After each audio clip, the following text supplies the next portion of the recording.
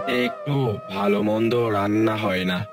যাই, আজকে একটু হাটের দিকে যাই, বড় একটা মাছ কিনে বাড়ি নিয়ে যাই। চল সচিন, যাই, আজ একটু হাটের দিকে দেখে আসি কৃষকরা আবার কেমন ফসল ফলিয়েছে। আগে কর্তা বাবু, একটা কথা ছিল। বল সচিন, কি বলতে চাস? আগে কর্তা বাবু, অনেকদিন তো হয়ে গেল, একটু অন্যের জমির প্রতি নজর দিন। হুম, ঠিক কথাই বলেছিস সুশীল। চল, আজ দেখে আসি কৃষকরা কেমন অবস্থায় আছে, সেটা হাতে গেলেই বোঝা যাবে।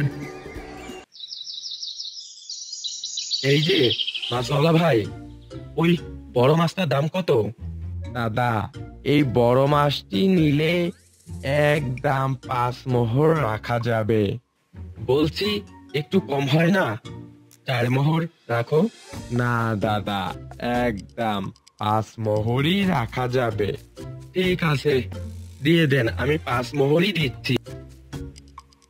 হুম, এবার তো মনে হয় কৃষকের অবস্থা ভালোই। তা না হলে কি আর শরীফের মতন লোক সে কিনে এত বড় মাছ কিনতে পারে? শচীন, দেখ তো খাতাটা, ওই বেটা শরীফের কাছে কত মোহর পাওয়া যাবে। আগে খাতা দেখতে হবে না, ওসব তো আমার মুখস্থ। শরীফের কাছে আহ, 50টা মোহর পাওয়া যাবে। হুম, ওই বেটা শরীফকে ডেকে আনতো, আমার মোহর না দিয়ে বড় মাছ কিনে খাওয়া হচ্ছে। বলছি, এত বড় মাছ আনার কি দরকার ছিল? এমনিতেই তো জমিদার বাবু আমাদের কাছে অনেকগুলো টাকা পায়। অনেকদিন হলো ভালো মন্দ রান্না করো না, তাই ভাবলাম আজ একটা বড় মাছ কিনে নিয়ে যাই। চেষ্টা তো করছি কিন্নি, ওই জমিদার বাবুর টাকা সময় মতন দেওয়ার, এখন উপরওয়ালাই ভরসা।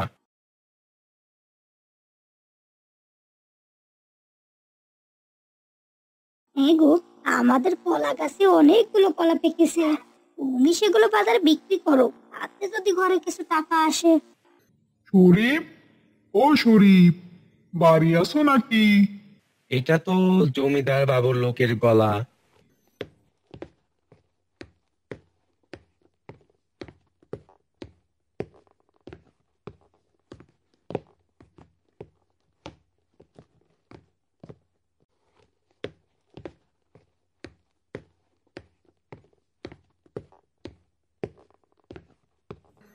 শচীন দাদা যে, কিছু বলবে আমাকে?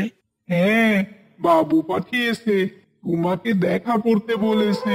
ও দাদা, তুমি বলো না জমিদার বাবুকে আর কয়েকটা দিন সময় দিতে আমাকে। কে তোমার কথা তুমিই বলে দিও, আমি বললে আমার চাকরি থাকবে না। কি বললো জমিদার বাবুর লোক? কি আর বলবে, দেখা করতে বলেছে, টাকা দেওয়ার সময় হয়েছে, তাই। কি করবে এখন? ফসল বিক্রি না করলে হারের টাকাই বা শোধ করবে কি করে? দেখি যে কি বলে জমিদার বাবু।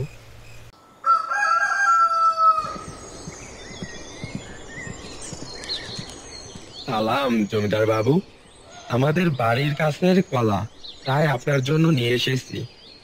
হুম, সে নয় ঠিক আছে, কিন্তু আমার ধারের টাকার খবর কি?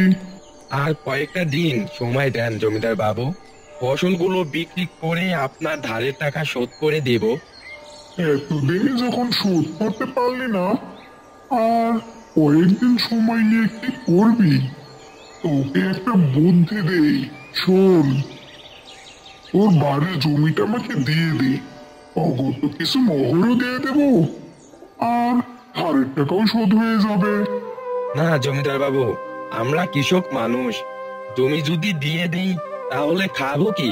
ঠিক আছে, বুদ্ধি দিলাম, শুনলি না? কয়েকদিনের ভেতরে যদি আমার মোহর দিতে না পারিস, তাহলে তাদের জমি বাড়ি ভিটে সব দখল করে নিব। বলে দিলাম।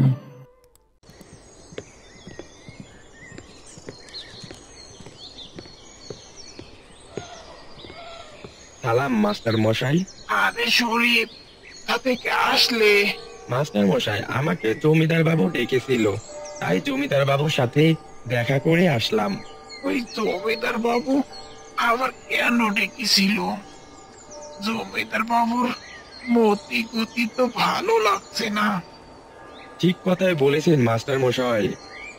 আমাদের বাড়ির পেছনে একটা জমি আছে, ওই জমিদার ওই জমির উপরে অনেক লোভ। জমিদার বাবু আমার কাছে কিছু মোহর পাবে, যদি সময় মতন না দিতে পারি জমিদার বাবু আমার বাড়ি ঘর জায়গা জমি সব দখল করবে। হুম, আহ, শরীফ মিয়া, জমিতে কি চাষ করছো?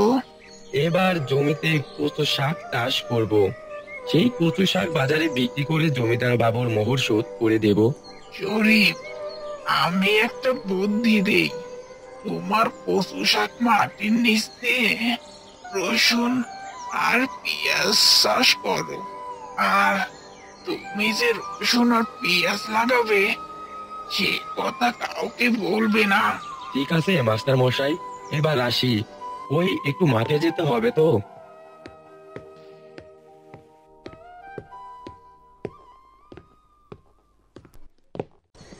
শচীন, তুই দেখে আয় শরীফের জমিতে কেমন ফসল ফলিয়েছে। তারপর দেখছি ও বেটা আমাকে জমি না দিয়ে কি করে। আগে ঠিক আছে কর্তা বাবু।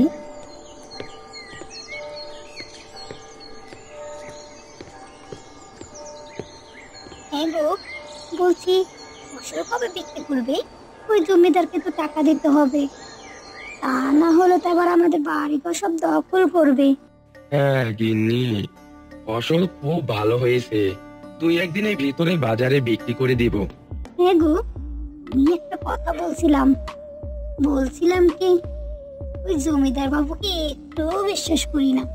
তুমি বরং দুই একদিন রাতের বেলা জমিটা পাহারা দাও, কবে কি হয়ে যায় কিছুই বলা যায় না। হ্যাঁ গিন্নি, তুমি ঠিক কথাই বলেছো, আমি আজ রাতেই জমি পাহারা দিব।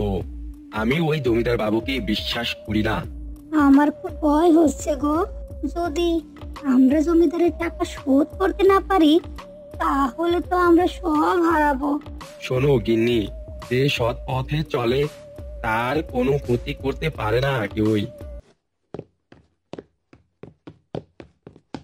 জমিদার বাবু, আমি দেখে আসলাম ওই শরীফের জমিতে খুব ভালো ফলন হয়েছে। মনে হয় দুই একদিনের ভিতরেই সব ফসল বিক্রি করে দিবে। বিক্রি করাচ্ছি ফসল। শচীন, কাছে আয়, শোন।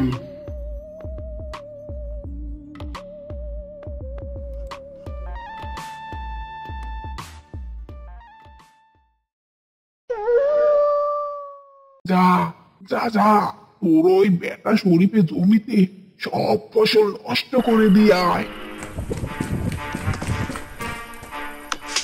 কে কে কে ওখানে? ভালো হবে না কিন্তু। আহ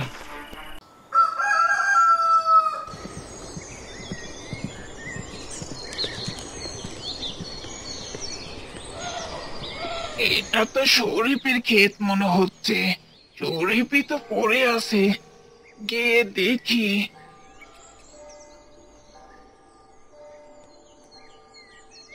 জমির এই অবস্থা হলো কি করে, আর তোমার এই অবস্থা হলো কি করে?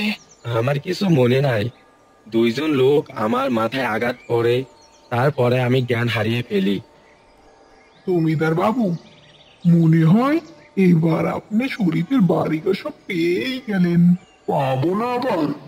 মাথা থেকে যে বুদ্ধি বের করেছি, এবার দেখি বেটা শরীফ আমার টাকা শোধ করে কি করে। সালাম জমিদার বাবু, বলেন তো আমার কাছে কত টাকা পাবেন? টাকা? তুই টাকা কোথায় পেলি? আপনি বলেন না জমিদার বাবু, শরীফের কাছে কত টাকা পাবেন?